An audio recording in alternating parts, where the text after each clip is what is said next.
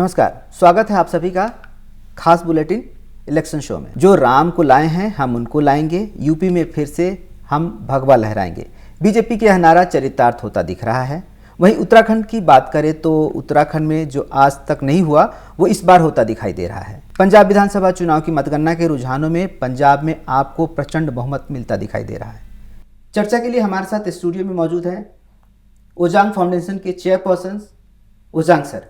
नमस्कार ओजांग सर, आप civil services की दुनिया में काफ़ी आपका नाम है, बहुत लोग आपको जानते हैं, खासकर आपके वैसे स्टूडेंट जो सिविल सर्विसेज की तैयारी करते हैं। आपकी विचारों के, आपके लेक्चर्स को, आपकी राय को बहुत तहजीब देते हैं, बहुत ही अच्छी तरीके से वो लोग सुनते हैं। आपके फॉलोअर्स भी काफ़ी हैं, यूट्यूब से लेकर फेसबुक पर, जितने भी डिजिटल मीडिया प्लेटफॉर्म पर हैं आप बहुत चर्चित हैं। इलेक्शन के जो ये चले हैं 5 राज्यों के जो चुनाव हुए हैं, इसमें आपको क्या लगता है? सबसे पहले तो हम बात करना चाहेंगे कि सिविल सर्विसेज को लेकर के, क्योंकि कल ही खबर आई थी बनारस में एडीएम के साथ कुछ पॉलिटिकल पार्टी ने निशाना बनाया, फिर उनको इलेक्शन कमीशन की कुछ परेशानियां भी भुगतनी पड़ी, उनको कहीं से कहीं ट्रांसफर भी कर दिया गया। तो आप किस परिप्रेक्ष्य में देखते हैं इन चीज़ों को? सबसे पहले तो मैं अपने सभी दर्शकों का अभिवादन करता हूं और आपको बहुत बहुत धन्यवाद। बात अगर हम करें इलेक्शन की तो सभी के लिए बहुत ही महत्वपूर्ण होता है, खासतौर पे प्रशासन के लिए जी। इस पूरे जो चुनाव होता है जिसे हम लोग लोकतंत्र का एक उत्सव भी कहते हैं, लोकतंत्र की ये सबसे जान है, जहां जनता के हाथ में वो शक्ति आती है कि वो अपनी बात को, अपने मत को व्यक्त करती है और शिक्षित भी होती है। तो इस महा उत्सव को पूरा कराने की जो मुख्य जिम्मेदारी लेता है वो चुनाव आयोग, जो कि एक संवैधानिक संस्था है। लेकिन ग्राउंड लेवल पर चुनाव शुचितापूर्ण हो, न्यायपूर्ण हो, ईमानदारीपूर्ण हो, इसके लिए जो उत्तरदायित्व होता है वो बेसिकली प्रशासन का होता है। और जब प्रशासन की बात करते हैं तो जो सिविल सेवक होते हैं, जो हमारे लॉ एंड ऑर्डर, जो पुलिस सेवा है, नागरिक सेवा है, इनका बहुत बड़ा योगदान होता है। क्योंकि ये जो अन्य कर्मचारी होते हैं उनको ट्रेनिंग देना, मॉनिटरिंग करना, किसी भी प्रकार की धांधली से बचाना, किसी भी पार्टी की तरफ ओरिएंटेशन होने से झुकना, जो कि लोकतंत्र के लिए बहुत महत्वपूर्ण है, तो वो अपने आप में बहुत ही महत्वपूर्ण हो जाता है। वो एक बहुत ही एक अलग मुहिम दिखाई पड़ती है। तो सभी जो सिविल सेवक होते हैं, ये वो दौर होता है जहां पर वो, अगर हम बात करें तो पंजों के बल खड़े होते हैं पूरा प्रशासन, और लोकतंत्र के इस पर्व को जो संविधान ने एक शक्ति दी है उसको जमीनी स्तर पर लाने में बहुत बड़ा योगदान होता है। बहुत बड़ा योगदान होता है, अथक परिश्रम होता है। इन कुछ महीनों में वो अपने परिवार से दूर होते हैं, अत्यधिक तनाव, अत्यधिक सतर्कता, इन सभी के साथ वो रहते हैं। तो मैं ओजांग आईएएस एकेडमी के मंच से जो सभी सिविल सेवक हैं, जो सभी अधिकारी हैं, चाहे वो पुलिस प्रशासन के हो, नागरिक प्रशासन के हो, उन सभी को इस लोकतंत्र के महान पर्व को पूरा कराने के लिए, अथक प्रयास करने के लिए मैं बधाई देता हूं इस पूरे परिवार की तरफ से। बिल्कुल सही बात कही। जो सिविल सर्विसेज के जो लोग होते हैं उनको पब्लिकली प्रेशर और पॉलिटिकली प्रेशर दोनों को बहुत ज्यादा होता है और बीच में मध्यस्थ बनकर काम करना पड़ता है। अभी सबसे बड़ी बात सर, हम आगे 4 राज्यों की तो करेंगे, लेकिन सबसे पहले हम उत्तर प्रदेश की बात करना चाहेंगे। वैसे तो अखिलेश ने बहुत जोर लगाया, लोग कह रहे थे कांटे की टक्कर है, कहाँ पिछड़ गए, आपको क्या लगता है? देखिए, बहुत से टीवी चैनल पे इसके विश्लेषण आ रहे हैं, सीटों के बारे में बात हो रही है, और हमारे स्टूडेंट इन खबरों से क्या निकाल सकते हैं? उत्तर प्रदेश अगर हम बात करें तो इसकी जो कुल आबादी है वो एक किसी भी देश की आबादी से ज़्यादा है। मतलब माना जाता है 25 करोड़ की आबादी होने के साथ साथ अगर देखें तो इसका एक बहुत बड़ा सांस्कृतिक विविधता भी है यहाँ पे। अगर इसके पूरा पश्चिम, उत्तर, दक्षिण के किनारों को देखें तो क्षेत्रफल वार भी बहुत बड़ा है। जो यहाँ की आबादी है वो बिल्कुल अलग है। पूर्वांचल की ज़रूरतें अलग हैं, पश्चिम में अलग एक ग्रुप है, दक्षिणांचल एक अलग मध्य में आता है, अवध एक अलग सांस्कृतिक इकाई के रूप में। तो जब किसी राज्य में इतनी सांस्कृतिक विविधता होती है, इतनी जनसंख्या की विविधता होती है, तो वहाँ किसी एक मत या किसी एक मुद्दे को प्राथमिक देना बहुत मुश्किल काम होता है। अगर हम 2 राज्यों की बात करें, स्पेशली बिहार और उत्तर प्रदेश, तो यहाँ पर ये माना जाता था, और जो पूरे विश्व में एक छवि थी, भारत में तो थी ही, कि यहाँ पर अभी भी जाति आधारित वोट पड़ते हैं। यहाँ पर विकास के मुद्दे पीछे रह जाते हैं जब इलेक्शन की बारी आती है, और चुनावी वादे या जो हमारी जाति आधारित, धार्मिक आधारित जो राजनीति होती है वो प्राइमरी हो जाती है। हमारे स्टूडेंट्स को 2-3 आंकड़ों पर बहुत ध्यान रखना चाहिए। पहला, इस इलेक्शन में, खासतौर पर उत्तर प्रदेश के इलेक्शन में आपने एक चीज नोटिस की, वो है महिला वोटरों की बढ़ती संख्या नंबर 1, और उसमें भी उनका खुद का ओपिनियन। उत्तर प्रदेश की बात करें तो यह परिप्रेक्ष्य बहुत महत्वपूर्ण हो जाता है। क्यों? क्योंकि अगर उत्तर प्रदेश और बिहार को देखें तो अभी भी माना जाता है कि ये पैट्रियार्कल सोसाइटी है, पितृसत्तात्मक है, जहां पिता या पति ये तय करता है कि महिला कहां वोट देगी। और लंबे समय से मुझे लगता है कि मीडिया में ये डिबेट पूरी तरह से एब्सेंट रही है, क्योंकि महिला भारतीय संविधान के हिसाब से किसी व्यक्ति या किसी पुरुष की जागीर नहीं है। ये बेसिकली वो एक स्वतंत्र सत्ता है जो अपने हिसाब से वोट दे सकती है। अब अगर हम बात करें तो बीजेपी के जो वोट मिले हैं, जो आंकड़े मिल रहे हैं, जो एक है कि 45 से 46% महिला वोटरों ने उनको वोट दिया है। अब निश्चित रूप से वो किसी एक जाति या किसी एक धर्म की महिला नहीं हो सकती। निश्चित रूप से इतना बड़ा आंकड़ा है कि वो, अगर आप आंकड़ों पर गौर करेंगे तो वो जब तक सभी धर्म या सभी वर्गों की महिलाएं वो यहां नहीं जुड़ रही हैं तो कभी भी इतना बड़ा वोट परसेंटेज नहीं हो सकता। बहुत बड़ा वोट परसेंटेज है।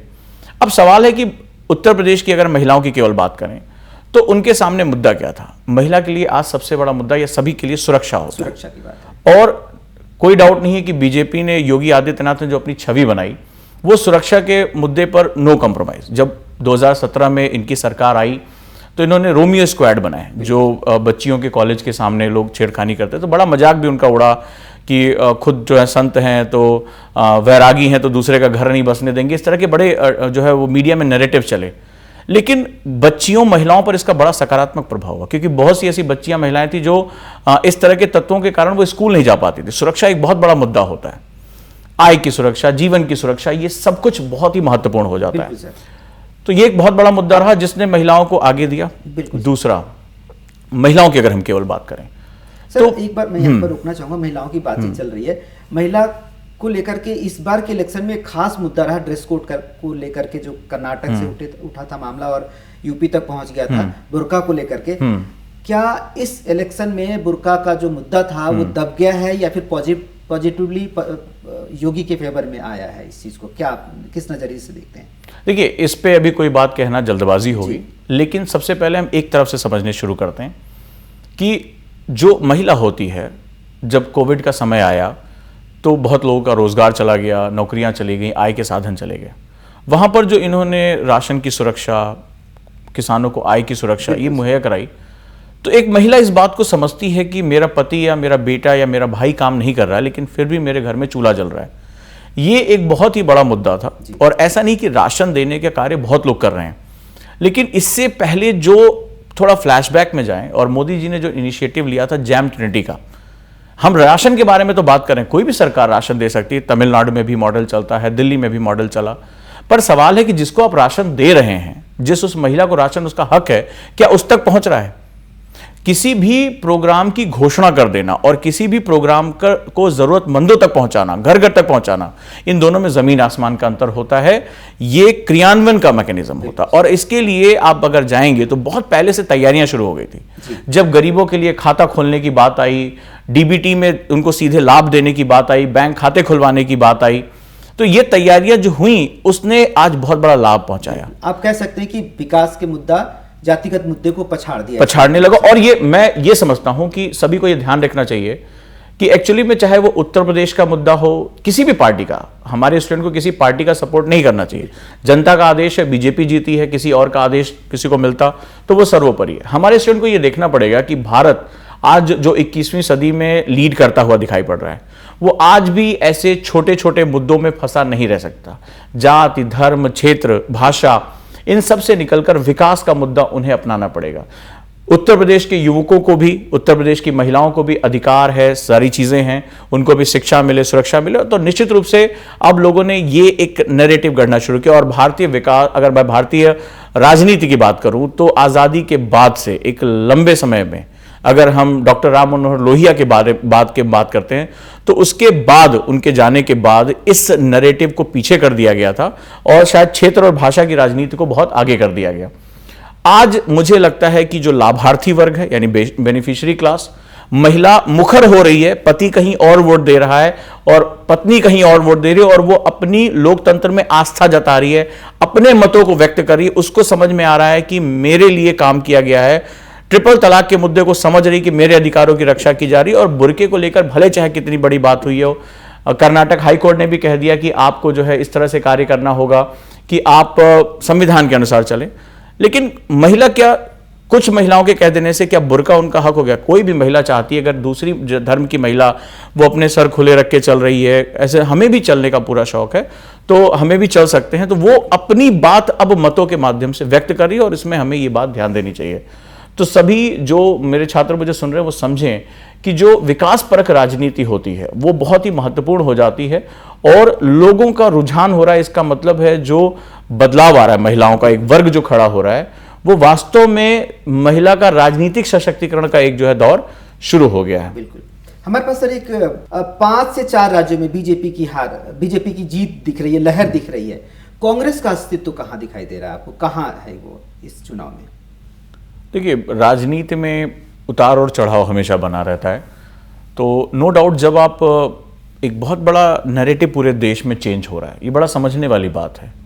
और ये मैं जरूर कहूँगा कि आज जो हमारा यूथ है, जो पूरी दुनिया में जा रहा है, जैसे हमने अब देखा यूक्रेन में हमारे कितने यूथ पढ़ने के लिए गए, और धीरे धीरे खास तौर पे 2014 में जो बीजेपी की गवर्नमेंट आई और जिस तरह से प्रधानमंत्री नरेंद्र मोदी ने भारत को पूरी दुनिया के सामने रिप्रेजेंट किया, भारतवासियों के अंदर एक गौरवपूर्ण इतिहास जो हमारा रहा है कि हम पूरे समय में विश्व गुरु रहे हैं, वो चेतना जागृत होने लगी। मैं ऐसा नहीं कहूँगा कि सभी के अंदर, लेकिन वो चेतना जागृत होने लगी और आज हमारे विमर्श में राष्ट्र आने लगा है। ये बहुत बहुत महत्वपूर्ण बात है, आप ये समझिएगा। राष्ट्र किसी भी राजनीतिक विचारधारा, किसी भी धर्म या किसी जाति से ऊपर होता है। बहुत बड़ी बात है सर। और जब राष्ट्र जो होता है वो हमेशा अपने लोगों से बनता है और लोग अपनी भावनाओं से बनते हैं। अगर हमारी भावनाएं राष्ट्र विमर्श के साथ हैं, पार्टी का नाम कुछ भी रख सकते हैं, राजनीतिक दल रातों रात अपने आप को बदल लेते हैं, किसी भी हो सकता है, लेकिन लोकतंत्र की धुरी लोगों के पास है और लोगों की विमर्श में, लोगों की चेतना में अगर राष्ट्र आता है तो इससे बड़ी कोई बात नहीं है। मैं ये निश्चित रूप से कहूंगा कि आज हमारे विमर्श में राष्ट्र आ चुका है, नेशन आ चुका है। और जब लोगों ने इस विमर्श को बात करनी शुरू की, मुखर हुए जी। तमाम तरह के चैनल्स हैं, तमाम तरह के मीडिया प्लेटफॉर्म में जहां लोग मुखर होकर अपने राष्ट्र के बारे में बात कर रहे हैं और राष्ट्रीय मुद्दों से समझौता करने को तैयार नहीं हो रहे हैं, तो इस दौरान अगर आप पुरानी सोच के हिसाब से चलोगे, आप जातियों को आधारित होकर बात करोगे, क्षेत्र के हिसाब से बात करोगे और कई बार आप राष्ट्रीय मुद्दों पर विरोधाभासी चरित्र के बारे में बात करोगे, तो लोग इस चीज को देख रहे होते हैं। हाँ, भारत में इस तरह का लोकतंत्र है कि 5वें साल में जाकर आपको जवाब देते हैं, तो वो जवाब आने लगा है। और जब भारत जैसे राष्ट्र की बात करें तो यहां पर एक सशक्त लीडरशिप की आवश्यकता होती है, क्योंकि आज सिर्फ भारत के अंदर नहीं, आज भारत के बाहर भी पूरे विश्व में ये महसूस किया जा रहा है कि हर उभरते हुए राष्ट्र के सामने बहुत चुनौतियां हैं और ऐसे में एक सशक्त लीडर जिसके पीछे जनता का विश्वास हो, भरोसा हो और वो ताकतवर के साथ खड़ा हो, तो ही वो अपने देश की समस्याओं और विश्व की समस्याओं का समाधान कर पाएगा। और अगर हम इस रूप में देखें तो आज कांग्रेस में ऐसी कोई लीडरशिप हमें नहीं दिखाई पड़ती है जिसके पीछे, उसकी एक आवाज के पीछे लामबंद हो जाए पूरा देश। कभी गांधी के पीछे हो जाया करता था पूरा देश की, गांधी ने एक आह्वान किया और पूरा राष्ट्र अपना सर्वस्व छोड़कर खड़ा हो जाता था, लेकिन आज वो लीडरशिप का हमें अभाव दिखाई। आप बिल्कुल ठीक कह रहे हैं। जिस तरीके से कांग्रेस ने अपने घोषणा पत्र में तरह तरह के लुभावने वादे किए थे, अगर सचमुच उनके पास सही लीडरशिप होती तो शायद आज जिस तरीके से हाशिए पर है, दहाई का आंकड़ा भी नहीं छू पा रहे हैं, वो कुछ ना कुछ जरूर अच्छा करती कांग्रेस। अब हम सर थोड़ा सा आगे बढ़ते हैं, पंजाब की इलेक्शन की तरफ चलते हैं। क्या हुआ अचानक वहां चन्नी और सिद्धू की लड़ाई कांग्रेस को भुगतना पड़ा? क्या लग रहा है आपको? देखिए, चुनाव में 2 तरह की चीजें होती हैं, एक प्रो इनकम्बेंसी और एंटी इनकम्बेंसी। पंजाब में पिछले कुछ समय से जो कुछ भी हो रहा था, जैसे उनका एक चेहरा था कैप्टन अमरिंदर सिंह का, आपने बताया कि वो पिछड़ रहे हैं, और उसके बाद तमाम मुख्यमंत्री बदले गए, सिद्धू खुद अपनी सरकार के खिलाफ मुखर हो गए। तो जब किसी परिवार में इतनी उठापटक हो रही होती है तो इंसान कहता है कि हम किसी को भी जाएंगे, इनके साथ नहीं जाएंगे। वहां के लोग जो हैं वो ऊब गए, कोई भी चीज नहीं हो रही थी, तो लोगों को लगा क्या बीजेपी, जैसे कई बार हम मीडिया में नैरेटिव देखते हैं, बीजेपी तो वहां थी ही नहीं कभी वो फ्रंट रनर रही नहीं। वहां पे अकाली, कांग्रेस और बाकी अन्य पार्टियां हो सकती हैं, लेकिन आम आदमी पार्टी वहां की जो उठापटक हुई, अगर मैं ये कहूंगा, तो लोगों ने कहा किसको वोट दें, तो निश्चित रूप से वहां आम आदमी पार्टी एक ऐसे विकल्प के रूप में सामने आई। लेकिन अब ये एक बहुत बड़ी चुनौती, क्योंकि इससे पहले आम आदमी पार्टी के पास कोई ऐसा राज्य नहीं था जिसके पास पुलिसिंग व्यवस्था हो, सारी चीज़ों की। और पंजाब आज की डेट में एक ऐसा राज्य बनता जा रहा है जिसके सामने चुनौतियां बहुत ज़्यादा हैं। बिल्कुल। जैसे नशा मुक्ति का बात है, आतंकवाद से सुरक्षा का मुद्दा है। अब ये देखना होगा कि जो दिल्ली में चूंकि सरकार का रूप स्वरूप अलग है, वो एक पूर्ण राज्य नहीं है, वहां व्यवस्थाएं अलग अलग लोगों के पास हैं, तो वहां पर वादे करना, उसको करना, और एक सीमांत प्रदेश जो पाकिस्तान के साथ बॉर्डर शेयर कर रहा है, वहां पर अगर ये आरोप लग रहा है कि आप खालिस्तान के साथ जुड़े हुए हैं, या खुद आपने दिल्ली में देखा ढेर सारे लिकर शॉप बेहिसाब खोल दिए गए, और पंजाब ऑलरेडी ड्रग्स और शराब की जो है वो दिक्कतों से जूझ रहा है। तो ऐसी कंडीशन में लॉ एंड ऑर्डर मेंटेन करना, राष्ट्रीय सुरक्षा के साथ समझौता ना करना, राष्ट्र विरोधी तत्वों के साथ ना जुड़ना, ये बड़ा चैलेंज होगा। बिल्कुल। क्योंकि हम बात कर रहे हैं अपने राष्ट्र के विषय में, किसी राजनीतिक पार्टी से मतलब नहीं है। तो जनता का जो आदेश है वो ये सोच करे कि चलो ये एक विकल्प हो सकते हैं। ये बात कर रहे हैं स्वच्छता की, ये बात कर रहे हैं स्कूल की, हॉस्पिटल्स की, तो अब वो मौका है जहां पर केजरीवाल वास्तव में आगे बढ़ सकते हैं।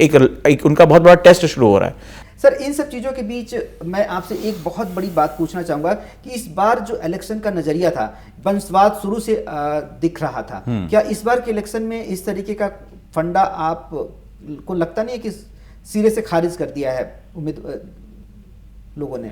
एक्चुअली पूरे डिबेट में एक बड़ी मिसिंग बात दिखाई पड़ रही थी सभी चैनल्स पे, कि ये जो सभी पार्टियों का तौर तरीका रहा या जो भी है, वो आज से शायद 30-35 साल पहले का था कि हम चुनावी वादे कर देंगे, हम तुम्हें फ्री में ये दे देंगे, वो कर देंगे। ये सब चीज़ें चलती थी पहले, उम्मीद था। लेकिन आज इन्फॉर्मेशन अलग है। एक्चुअली एक नए वर्ग का प्रवेश हुआ, यूथ वोटर का, वो अलग ही दुनिया में, वो खासतौर पे वो जो सन 2000 बाद पैदा हुआ है, या अगर हम बात करें तो नए भारत में उसका जो है उदय हुआ है, वो जो इस बार 18-19 साल का था, वो एक अलग महत्वाकांक्षा के साथ आया है। वो जानता है कि केवल फ्री गेहूं दे देना या फ्री वादे कर देना, इससे बहुत ज़्यादा प्रभावित नहीं हो रहा है। वो इंटरनेशनल कम्युनिटीज़ का जुड़ा, उसके फेसबुक पेज पे दुनिया भर के लोग हैं, वो सोशल मीडिया के साथ इंटरेक्ट कर रहा है। तो ये जो वोटर है, इसकी महत्वाकांक्षा थोड़ी अलग है, और बहुत सी पार्टियां इसको पकड़ नहीं पाई। और ये जो यूथ वोटर है, इसमें एक मुखर आवाज़ है महिला वोटरों की, जो हमारी बच्चियां हैं जो अभी 18 साल 19 साल की, उनके जो मुद्दे हैं उन पर वो बहुत खुलकर बात करना चाहती, मुखर होना चाहती हैं। तो जिन पार्टीज, जैसे आम आदमी पार्टी ने पंजाब में एक उसको अपील किया, वहाँ पर उत्तर प्रदेश में जब सुरक्षा का मुद्दा आया और राष्ट्रवाद का मुद्दा आया, तो ये आपको पता है कि ये उम्र जोश की होती है, और यही वो वर्ग होता है, पूरी दुनिया में ऐसा रहा है कि ये वह वर्ग होता है जो राष्ट्रवाद के साथ सबसे पहले जुड़ता है, जिसकी ज़रूरतें इतनी ज़्यादा नहीं होती हैं कि मुझे पहले गेहूं और चावल चाहिए। वो शिक्षा, स्वास्थ्य, सुरक्षा, वो उत्तर प्रदेश का वोटर भी क्वेश्चन कर रहा था कि भाई जब मैं माइग्रेट करके दिल्ली जाता हूं पढ़ने के लिए, जब मैं आईएएस की तैयारी करने आता हूं, तो मुझे वहाँ मेट्रो दिखती है, मुझे वहाँ पर बिजली दिखाई पड़ती है, और जब मैं यहाँ चीज़ें पा रहा हूँ, तो मेरे उत्तर प्रदेश में ऐसा क्यों नहीं होता, मेरे बिहार में ऐसा क्यों नहीं होता? ये प्रश्न पूछ रहा और ये पूछेगा। तो आने वाले समय में जो पॉलिटिकल पार्टीज हैं, उनको अपने एजेंडा में, उनको अपने जो पेपर्स हैं उसमें ये बात रखनी पड़ेगी कि यूथ की बदलती जरूरतों को समझो। वो फैक्ट चेकर है, वो तुम्हारी पुरानी बातों को खोल के तुम्हारे सामने रख देगा, क्योंकि वो सोशल मीडिया पर इतना एक्टिव है कि आपको गूगल से, विकिपीडिया से सर्च करके आपकी सारी कुंडली निकाल देगा हर किसी का। तो उसके हिसाब से आपको सोचना है कि बदलती जरूरतें क्या हैं। और आप देखिए कि जो परिवर्तन हो रहे हैं, ज्यादातर आपने देखा होगा कि जैसे अभी आपने चर्चा की बीएसपी का पूरा जो है वो बेस का, क्योंकि वो जनता के बीच में नहीं पहुंच पाई, और उनको लगा था कि मेरे पास एक फिक्स वोटर है और मुझे वो वोट देगा ही देगा।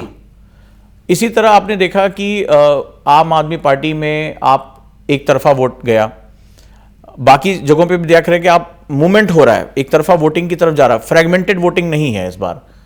तो इसका सीधा सा मतलब है, जब राष्ट्रवाद का उभार होता है, ये आप सिम्टम समझिएगा, तो एक मजबूत सरकार, क्योंकि राष्ट्र एक मजबूत अवधारणा है, तो एक मजबूत सरकार की उम्मीद होती है। वो कोई भी पॉलिटिकल पार्टी, जनता कह रही है कि बहुत हो गया, हम आपके नैरेटिव पे नहीं जोड़ेंगे, आप जीतने के बाद किसी और पार्टी में चले जाते हैं, कुछ बात होती है, हम उसके साथ जुड़ेंगे जो एक सबल सरकार देने की इच्छा शक्ति है।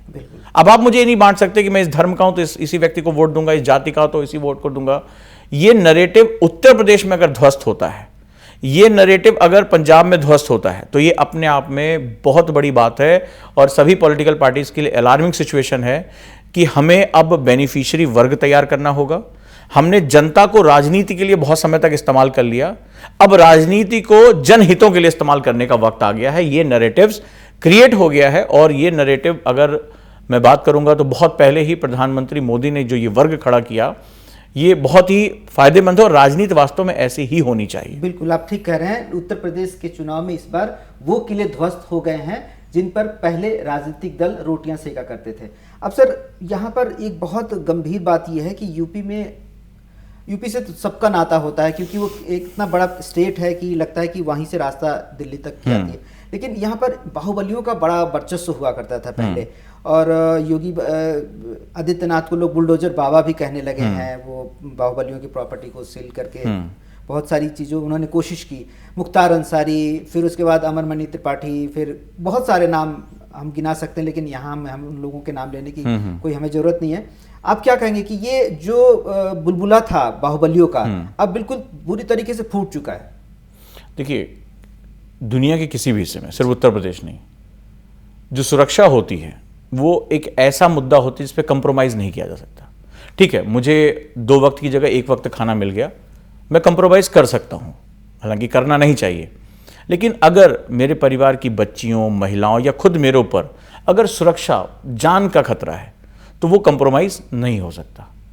एक ऐसी सरकार आती है जो इतना एक विश्वास दिलाती है कि अगर बेटी घर से निकल रही है, स्कूल पढ़ने के लिए जा रही, जो उसका हक है वो वापस सुरक्षित लौटेगी और जो उसको छेड़ेगा वो अब जाएगा।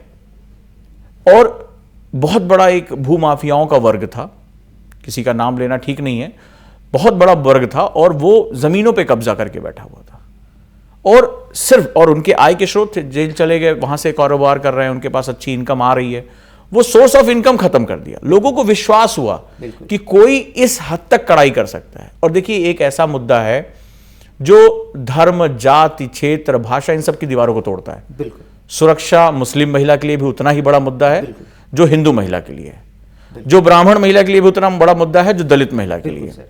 तो इस मुद्दे को पकड़कर, और न सिर्फ पकड़ के, इसको करके दिखाया कि निर्ममता के साथ। बिल्कुल राइट। और ऐसा नहीं है, अगर अपराधी की बात हम करते हैं या सजा देने की बात करते हैं तो सिर्फ मुख्तार अंसारी नाम नहीं, आप विकास दुबे का नाम नहीं भूल सकते। बिल्कुल, क्योंकि न्याय की नजर में व्यक्ति की जाति और धर्म प्रमुख नहीं होता है। हमारे संविधान ने न्याय के समक्ष समानता की बात की है, तो वो जब न्याय स्थापित हुआ तो सभी वर्गों में एक विश्वास हुआ कि देखो, इन्होंने अपने जाति या धर्म के हिसाब से भेदभाव नहीं किया। ये संदेश बहुत स्पष्ट था। बिल्कुल सर। अगर सर हम बात करें अखिलेश यादव की, शुरू में कह रहे थे कि 400 आंकड़ा हम लेके आएंगे, फिर 350, फिर 300, अभी तक वो फाइट कर रहे थे। कहाँ पे छड़ गए उनके एंगल से अगर हम सोचें तो कहाँ पे छड़ गए वो?